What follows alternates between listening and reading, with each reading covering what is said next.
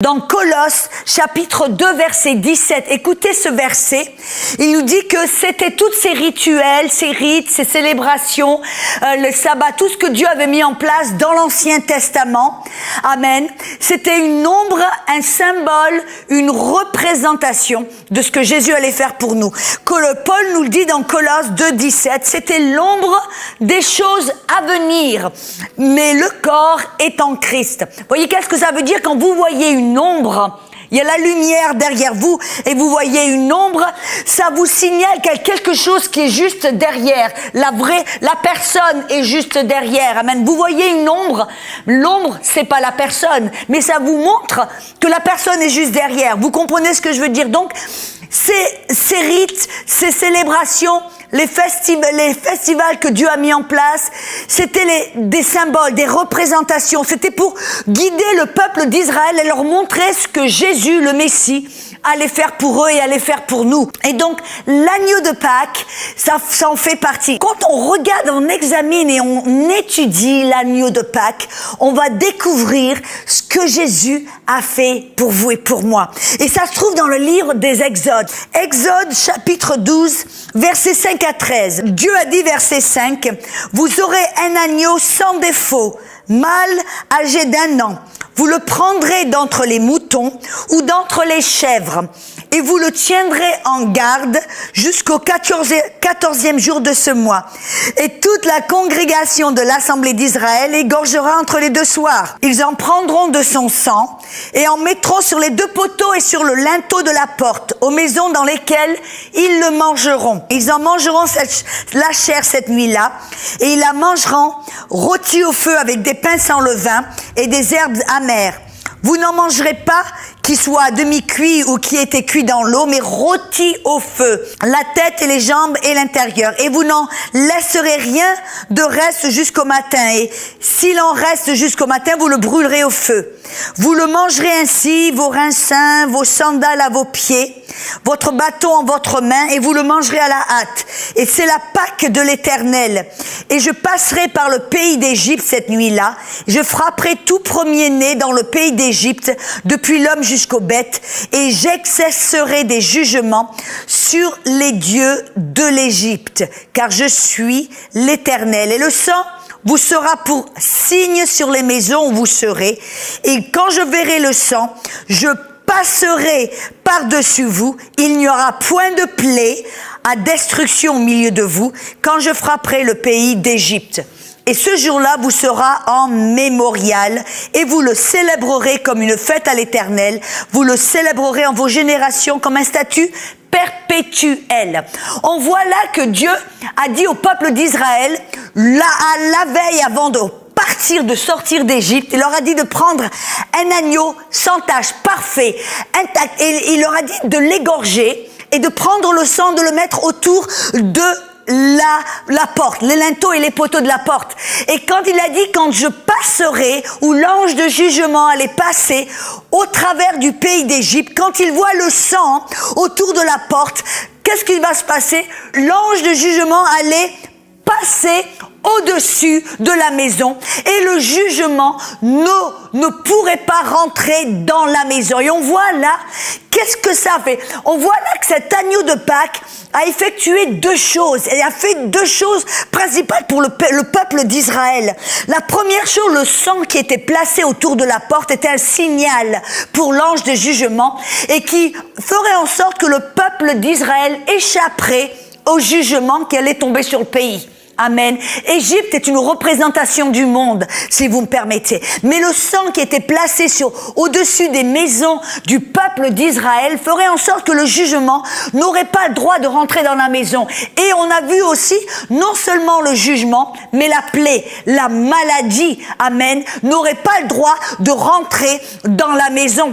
Et aussi, pourquoi est-ce que Dieu leur a dit de manger la chair de l'agneau? Et vous remarquez que l'agneau ne devait pas être bouilli ou il devait être rôti, qui pour moi est une représentation de Jésus qui est allé en enfer, qui est allé dans les flammes de l'enfer, l'agneau de Pâques, amen. Mais alors cet agneau, pourquoi est-ce que Dieu leur a dit de manger la chair de l'agneau et de manger tout entier l'agneau de Pâques? Pourquoi? Parce que cet agneau de Pâques, en fin de compte, le psaume nous révèle ce que la chair de l'agneau a fait pour le peuple d'Israël. Le roi David nous donne un compte rendu de ce qui s'est passé à l'Exode. Et dans Psaume 105, verset 37, il nous dit que Dieu les a fait sortir d'Égypte avec de l'or et de l'argent. Amen. Aucune pauvreté parmi le peuple d'Israël quand ils sont sortis d'Égypte. Mais aussi, il a dit que parmi le peuple, il n'y en avait pas un qui chancela parmi les tribus. Aucun qui chancela. Vous voyez, dans la Darby, ça nous dit il n'y en avait pas un qui était infirme parmi le peuple d'Israël. La parole chancela ou la parole infirme dans le langage hébreu, c'est la parole kachal, K-A-S-H-A-L, kachal. Écoutez un peu ce que ça veut dire. Ça veut dire trébucher. Pourquoi? Parce que les jambes sont très faibles. Il y a de la faiblesse dans leurs jambes. Faible, abattu. Ça veut dire déprimé, ruiné, infirme. David, là, nous révèle que quand le peuple d'Israël est sorti d'Égypte, il n'y en avait pas un qui était infirme, qui était faible, qui était ruiné, déprimé, qui était abattu et qui était tellement faible qu'il trébuchait et chancelait. Pas un seul. Vous me dites, ben alors ça, qu'est-ce que ça, pourquoi c'est si important et c'est si miraculeux? Pourquoi?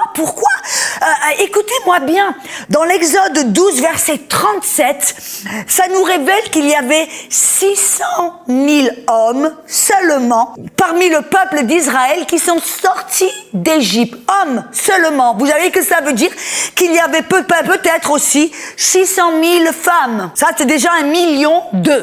Mais il y avait aussi des enfants.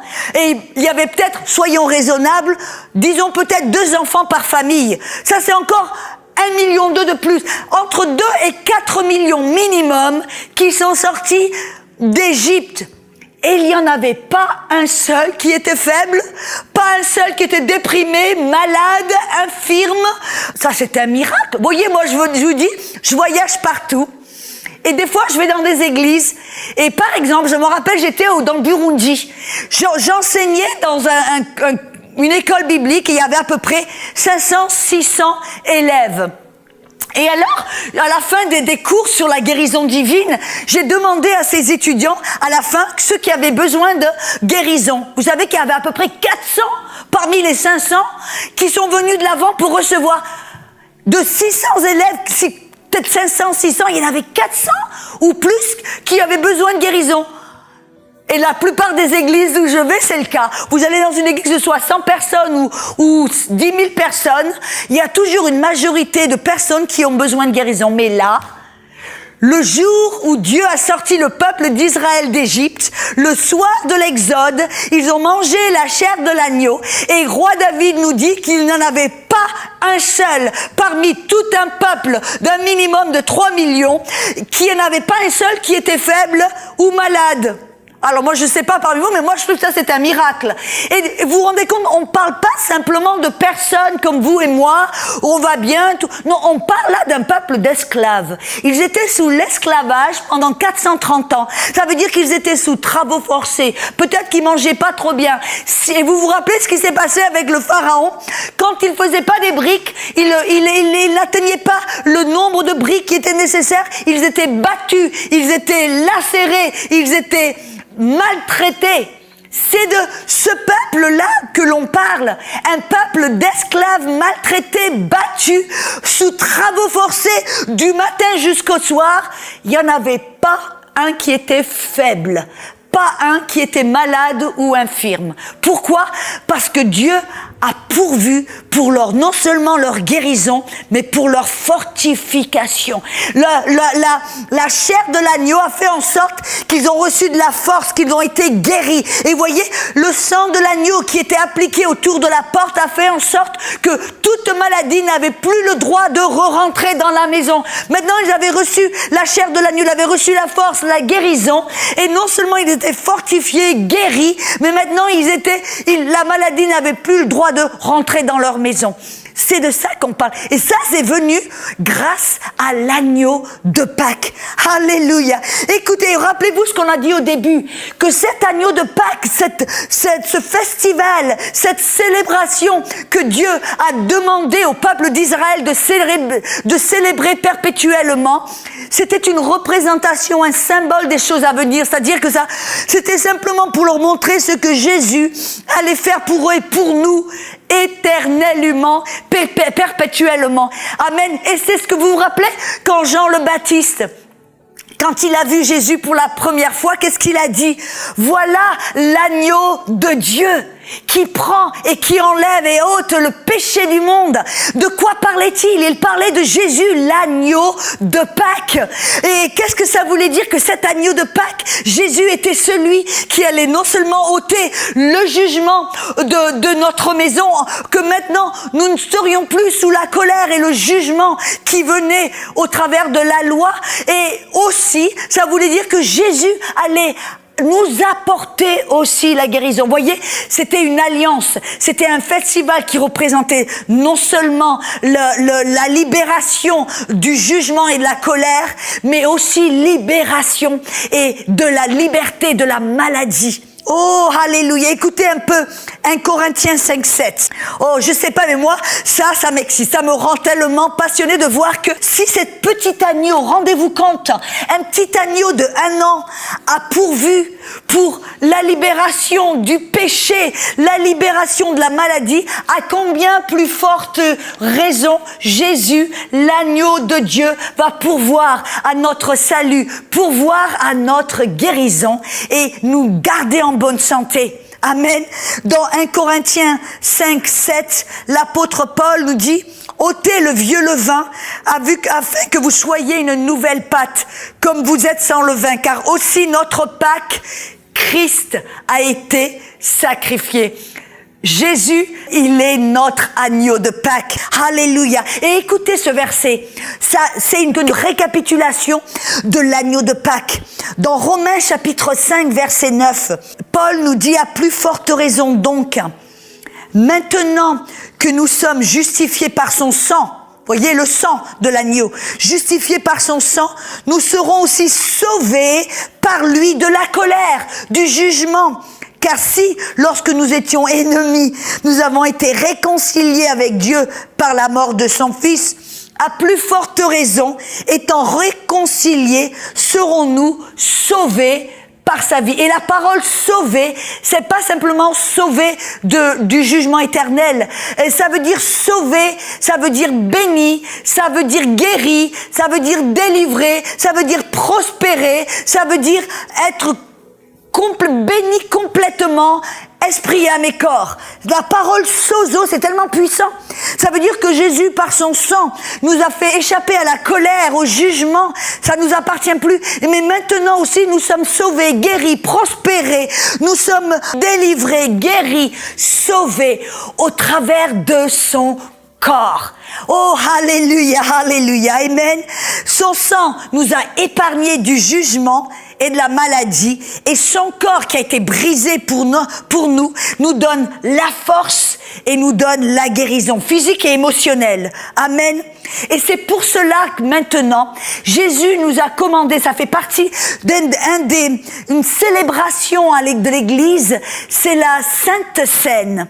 Voyez, la Sainte Seine, qu'est-ce que c'est? C'est pas simplement un rituel que l'on fait comme ça parce qu'on n'a rien d'autre à faire. Non, non, c'est une célébration. Rappelez ce que Jésus a dit. Il dit: à chaque fois que vous buvez la coupe et que vous mangez le pain, célébrez ma mort. Rappelez-vous de ma mort. Rappelez-vous que je suis l'agneau de Dieu. Et rappelez-vous que les bienfaits, ce que Dieu a effectué et a fait au travers d'un petit agneau, combien plus forte raison est-ce que Dieu l'a fait pour nous au travers de Jésus-Christ. Et c'est ça qu'on doit se rappeler. Quand on participe à la Sainte Seine, on doit se rappeler exactement ce qui s'est passé. Qu'est-ce que c'est qui s'est passé? Qu'est-ce que c'est que le peuple d'Israël a vécu à ce moment-là? Et écoutez bien, ça se trouve dans 1 Corinthiens chapitre 11. Parce qu'il y a quelque chose, je crois que je vais un petit peu vous bousculer, ou peut-être, j'espère, vous éclairer, vous délivrer de certains concepts, des notions qui ont gardé l'Église en servitude et dans l'ignorance et dans la maladie. Amen. 1 Corinthiens chapitre 11, versets 23 à 26. Écoutez ce que Paul a dit. Car moi, j'ai reçu du Seigneur. Il n'a pas reçu d'un autre disciple. Il l'a pas reçu de lui-même. Non, il l'a reçu du Seigneur.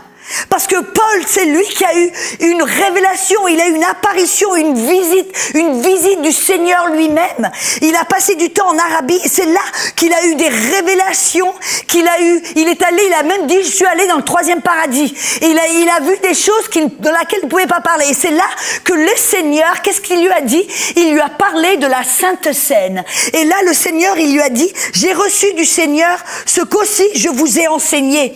C'est que le Seigneur Jésus, la nuit qu'il fut livré, il prit du pain. Et après avoir rendu grâce, il le rompit et dit, « Ceci est mon corps qui est pour vous. Faites ceci en mémoire de moi. » De même, il prit la coupe aussi après le souper en disant, « Cette coupe est la nouvelle alliance en mon sang. Faites ceci toutes les fois que vous la boirez en mémoire de moi. Car toutes les fois que vous mangez ce pain et que vous buvez la coupe, vous annoncez la mort du Seigneur jusqu'à ce qu'il vienne. » Voyez, c'est pas simplement célébrer la mort et on pleure et on se lamente. Non, non, on célèbre et on se rappelle de la mort de Christ, de l'agneau de Pâques. Pourquoi? Parce que au travers de sa mort crucifiée, on peut maintenant bénéficier du pardon et bénéficier de la force physique et émotionnelle et de la guérison divine. Amen. Vous remarquez, si vous regardez un petit peu plus loin dans le verset 13, regardons un petit peu plus loin, versets 27 à 30. Pourquoi? Parce qu'il y a une connexion qui est puissante, qui est précise là. C'est-à-dire que la Sainte Seine est liée, reliée très étroitement avec un manque de guérison ou la faiblesse ou pour quelques-uns la mort physique. Écoutez ce que Paul, il donne des directives à l'église de Corinthe et il leur dit dans le verset 27 à 30, « Ainsi, quiconque mange le pain ou boit la coupe du Seigneur indignement sera coupable à l'égard du corps et du sang du Seigneur, mais que chacun s'éprouve soi-même, et qu'ainsi il mange du pain et boive de la coupe. Car celui qui mange et qui boit et mange et boit un jugement contre lui-même, ne distinguant pas le corps. » C'est pour cela, regardez un peu la connexion, c'est pour cela que plusieurs sont faibles et malades parmi vous, et qu'un assez grand nombre dorment. Et vous savez, dans la Bible, quand il parle de dormir, ça parle de la mort physique. Parce que nous, frères et sœurs, on ne va pas mourir, mais on va s'endormir physiquement et se réveiller dans un autre royaume. Amen. Mais là, regardez un petit peu, Paul nous dit que certains sont faibles, malades ou meurent. Pourquoi? Parce qu'il nous dit ici qu'ils mangent indignement du corps du Christ, ou qui ne discerne pas le corps du Christ. Alors, on a vu que la Sainte Seine est un symbole de l'agneau de Pâques, et qu'il y a ici une connexion entre la Sainte Seine et ceux qui sont faibles, malades, et qui meurent. Mais voyez, ces versets-là ont été si mal compris, mal interprété, et qu'est-ce que ça fait? Ça fait en sorte que beaucoup n'ont pas pu profiter de la Sainte Seine, des bienfaits de l'agneau de Pâques. Ils sont restés malades, de nombreuses n'ont pas participé à la Sainte Seine. Pourquoi? Parce qu'on nous a enseigné, oui, si tu as un péché dans ta vie, si tu fais quelque chose de mal, alors tu ne peux pas participer à la Sainte Seine. Tu ne peux pas manger le pain et boire la coupe. Amen. Et je vous dis la vérité, j'ai rencontré tellement de personnes qui voulaient participer à la Sainte Seine, mais qui avaient peur. Parce que l'on a dit, si tu as un petit péché et que tu manges le pain et bois la coupe, alors, jugement va tomber sur toi. Et ça a empêché de nombreux chrétiens, des frères et des sœurs, à participer à la Sainte Seine et bénéficier de la guérison, de la force et du pardon. Et alors, on doit maintenant, si vous me permettez, très rapidement comprendre qu'est-ce que c'est, de quoi parle Paul. Et écoutez-moi bien, voyez, si les bienfaits qui appartenaient à l'agneau de Pâques, ce sont les mêmes bienfaits qui nous appartiennent au travers de la Sainte Seine, au travers de Jésus-Christ, de la crucifixion et de la mort de Jésus-Christ.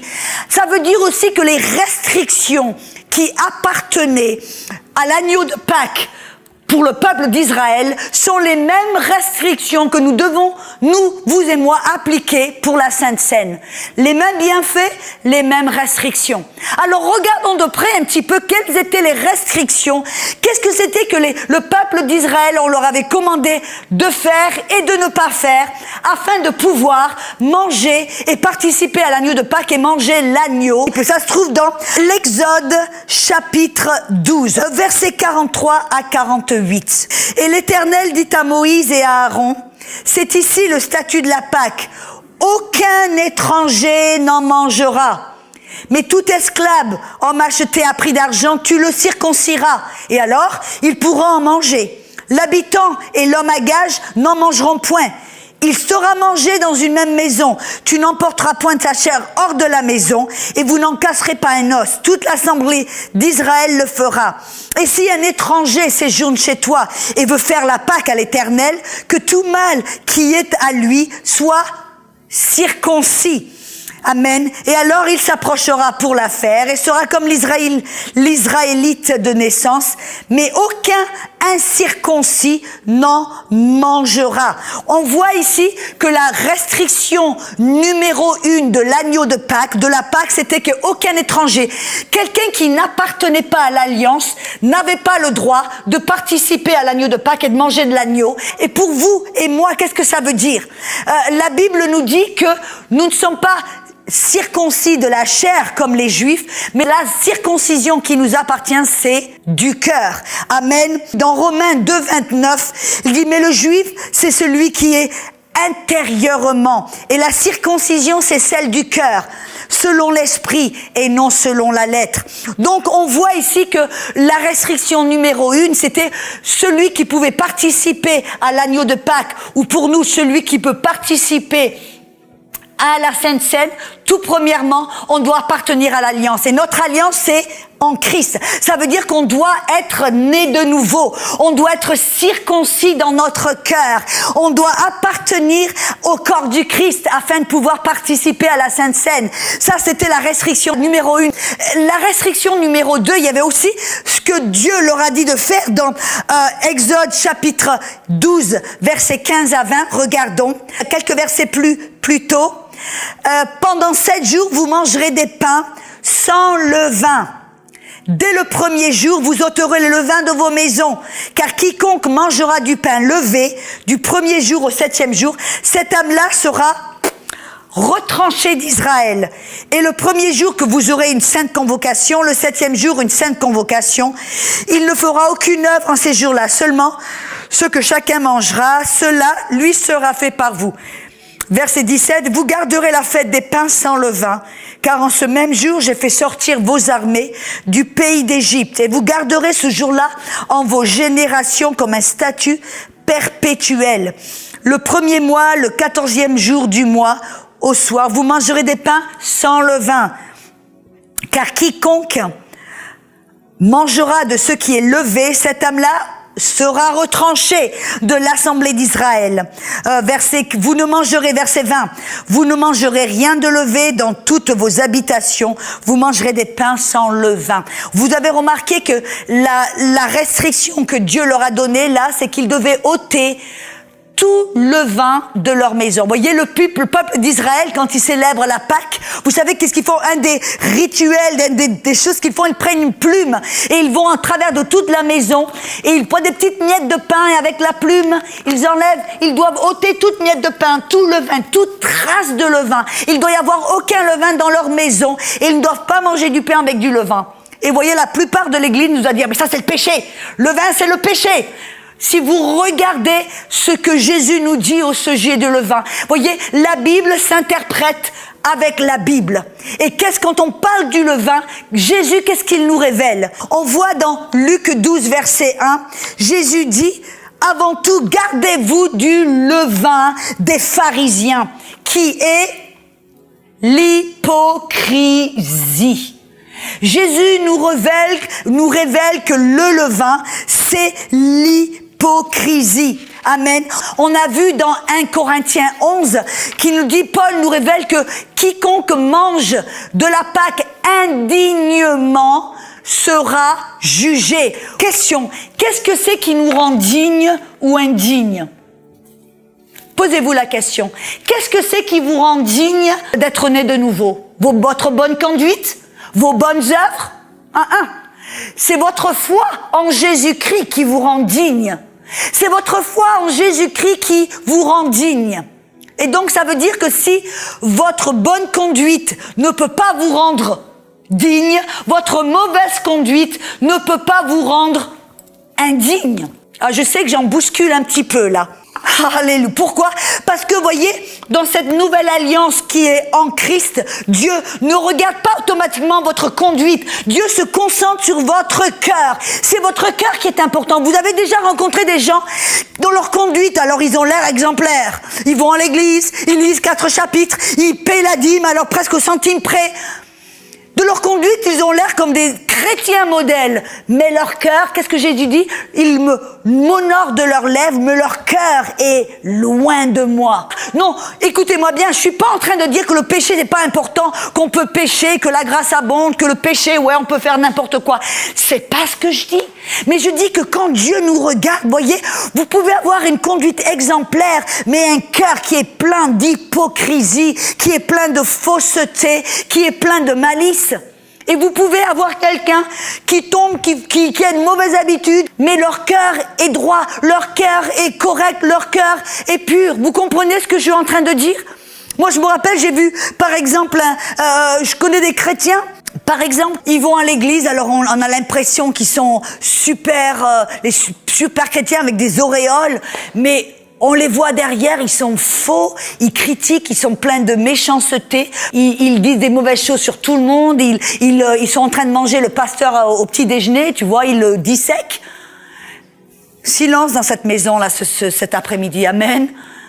Mais vous voyez ce que je veux dire? Dieu ne regarde pas forcément notre conduite, il regarde notre cœur. Et c'est ça qui est important. Et c'est ça, voyez, dans cette nouvelle alliance, l'hypocrisie ou le levain, c'est pas simplement qu'on fait des fautes, on fait des erreurs, on a des mauvaises habitudes ou un péché ou quelque chose avec lequel on est en train de se battre. C'est pas ça. Ce qui est, Dieu regarde, c'est un cœur. Et quand Dieu a dit au peuple d'Israël d'ôter tout le levain de leur maison, Dieu voulait qu'ils s'approchent vers le Christ, vers l'agneau, qu'ils participent les manches de l'agneau, qu'ils soient circoncis dans cette nouvelle alliance, non pas dans la fausseté, mais dans la vérité, dans l'authenticité. C'est ça que Dieu recherche. Dieu ne cherche pas quelqu'un de parfait, il recherche quelqu'un d'authentique, de vrai. On fait des erreurs tous, on en a fait hier, ce matin, vous allez en faire demain. C'est pas le problème, l'erreur, le péché, c'est pas ça que Dieu regarde. Il regarde votre cœur. Il regarde votre cœur. Amen. Oh, alléluia. Écoutez dans Matthieu 23, verset 28. Vous vous rendez compte que Jésus, il s'est jamais mis en colère contre les pécheurs. Mais contre qui était-il toujours en colère? Contre les pharisiens, ceux qui, à l'extérieur, ils étaient comme des tombes toutes blanches, toutes bien peintes. Ils avaient l'air, il dit, vous payez la dîme avec l'anis et le cumin et au grain près. Vous faites des prières, vous faites tout un tas de trucs. Mais il dit, votre cœur est plein d'hypocrisie. Et il lui a dit, vous de même, au dehors, vous paraissez juste aux hommes, et au dedans, vous êtes plein d'hypocrisie et d'iniquité. Et l'iniquité, là, c'est un cœur faux, un cœur qui veut pécher, qui a tendance à vouloir à faire ce qui n'est pas bon. Amen. Alors on voit ici que Paul, quand il nous dit de manger, de participer à la Sainte Seine non pas d'une manière indigne, mais d'une manière digne, qu'est-ce que ça veut dire pour nous? Et il nous demande et il nous commande de discerner le corps du Christ. Et c'est beaucoup d'entre vous, vous mangez et le jugement qui tombe sur vous. Pourquoi? Parce que vous ne discernez pas le corps du Christ. Qu'est-ce que ça veut dire? La parole discerner, en grec, c'est la parole diakrino. Dia, ça veut dire deux. Krino, ça veut dire partager, distinguer. Qu'est-ce que séparer correctement, faire une distinction? Alors pour nous, qu'est-ce que ça veut dire? Ça veut dire selon les restrictions que l'on a découvertes qui appartenaient à l'agneau de Pâques, on doit faire une distinction. Quelle est la distinction? Numéro 1, ceux qui n'appartiennent pas au corps du Christ, voyez, qui ne sont pas nés de nouveau, ceux qui ne font pas partie de notre alliance en Christ, on ne devrait pas leur permettre de participer à la Sainte Seine. Et ceux qui mangent d'une manière indigne. Indigne, c'est quoi? Qui ont le cœur plein de levain, leur vie pleine de levain, qui sont pleins d'hypocrisie. Écoutez-moi bien, c'est quoi l'hypocrisie en fin de compte? L'hypocrisie, c'est donner une impression différente de la vraie. Dans le grec, ça veut dire jouer le rôle d'un acteur. Prétendre être quelqu'un ou quelque chose que l'on n'est pas. C'est essayer de paraître, oh, moi je suis bien chrétien, tout va bien. Mais à l'intérieur, vous êtes plein d'hypocrisie, plein de fausseté, plein de mensonges et plein de malice. Amen. Et ça veut dire que pour ceux, on dit, attendez, ne vous pressez pas, ne mangez pas la Sainte Seine. Regardez-vous à l'intérieur, examinez votre vie. Est-ce que vous vous approchez de l'agneau de Pâques avec sincérité, authenticité, en vous regardant, en disant, oui, ok, j'aime Jésus, ou alors êtes-vous hypocrite, prétendant être un chrétien mais vous ne l'êtes pas vraiment. C'est ça, je crois qu'on doit discerner. Rappelez-vous le peuple d'Égypte, ceux qui ne faisaient pas partie de l'alliance, ceux qui étaient en dehors de la maison, qu'est-ce qui se passait? Le jugement passait, le jugement tombait sur vous. C'est de ça que Paul parle. Dans 1 Corinthiens 5:8, il dit, c'est pourquoi célébrons la fête, non avec du vieux levain, ni avec un levain de malice et de méchanceté, mais avec des pains sans levain, de sincérité et de vérité. Pourquoi?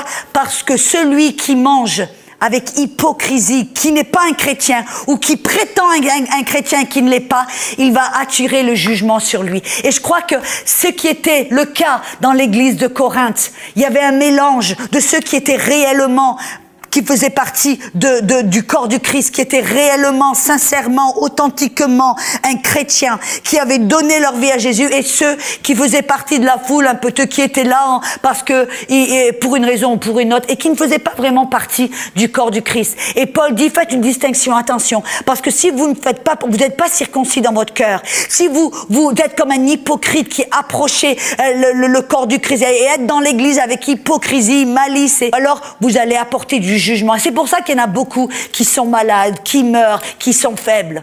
Amen. Alléluia. Mais la bonne nouvelle, c'est quoi? Ça veut dire que même si vous êtes chrétien, vous appartenez au corps du Christ, mais que vous avez des problèmes avec un certain péché, que vous essayez de maîtriser, que vous essayez de changer, vous êtes comme j'appelle en construction. Nous sommes tous en construction, de gloire en gloire, de foi en foi. Ça ne veut pas dire que vous n'avez pas le droit de manger de l'agneau de Pâques. Au contraire, je dirais au contraire. Si vous faites partie du corps du Christ, que vous êtes authentiquement, sincèrement, vous avez reçu Jésus-Christ, c'est votre privilège, c'est votre droit, et c'est super bien. Pourquoi? Parce que c'est là où vous pouvez vous rappeler du sang de Jésus qui vous pardonne, qui vous lave, qui vous justifie, qui vous purifie. Et c'est là où vous pouvez recevoir de la force, non seulement physique, mais émotionnelle, spirituelle. Vous pouvez être fortifié, guéri, pardonné. Oh, alléluia. Donc je veux vous libérer. Et vous savez, cette Sainte Seine, ce n'est pas simplement quelque chose qu'on a le droit de faire à l'église. Moi, je vous encourage à la faire même chez vous. Voyez, moi, à chaque fois à la maison, si le diable attaque mon corps avec certains symptômes, vous savez ce que je fais à la maison? Que je sois avec mon mari ou toute seule, j'essaie d'avoir un petit cracker sans levain. C'est pas religieux, mais c'est simplement, ça me rappelle le pain que les Juifs ont mangé le jour de l'Exode. Et je prends une petite coupe avec du jus ou quoi que ce soit, et j'ouvre les Écritures. Je me rappelle de ce que Dieu a effectué dans l'Exode chapitre 12. Et après, je vais vers le 1 Corinthiens chapitre 11. Et Jean, dans le livre de Jean et de Luc, quand Jésus a célébré la Sainte Seine avec les disciples, j'étudie ces versets, je médite sur ces versets, je déclare ces versets, et je participe, moi toute seule ou avec mon mari, à la Sainte Seine. Et je prends la coupe et je dis ça fait partie de mon alliance. C'est une alliance de guérison. Voyez, l'agneau de Pâques, c'est pour célébrer une alliance du pardon, de la guérison. Amen. Et je prends le pain ou le cracker et je dis ça, c'était brisé, le corps du Christ brisé pour me donner de la force physique et pour guérir mon corps. Alors, et vous savez, à chaque fois que je fais ça, il se passe dans très peu de temps où les symptômes disparaissent. Et c'est une opportunité pour relâcher ma foi, exercer ma foi, pour participer et recevoir ce que le corps de Jésus a effectué sur la croix, ce que le sang de Jésus a payé pour mon pardon, pour ma guérison. Amen. Alors, je veux vous encourager de le faire. Amen. Aussi souvent que possible. Je me rappelle, il y a un homme de Dieu qui s'appelle Smith Wigglesworth, il était anglais, il habitait en Angleterre, un homme puissant. Et il dit que tous les matins, il participait à la Sainte Seine dans sa maison, tous les matins. Pourquoi tous les matins? Il voulait se rappeler des bienfaits de ce que Jésus a obtenu pour chacun de nous. Et très souvent, vous voyez, Paul nous dit, on ne discerne pas le corps du Christ, on ne se rappelle pas de ce que Jésus a fait. Malheureusement, vous savez, dans l'Église, aujourd'hui, très souvent, les gens participent à la Sainte Seine, ils le font sans vraiment se rappeler, ou la plupart des églises ne n'enseignent jamais vraiment dessus. Ils prennent la Sainte Seine, ok, le petit cracker, le petit morceau de pain ou la petite coupe, et ils le font comme ça, sans vraiment prendre du temps de se rappeler ou d'être enseigné qu'est-ce que ça représente et qu'est-ce que ça va effectuer dans notre vie, dans notre cœur et dans notre corps. Et c'est important.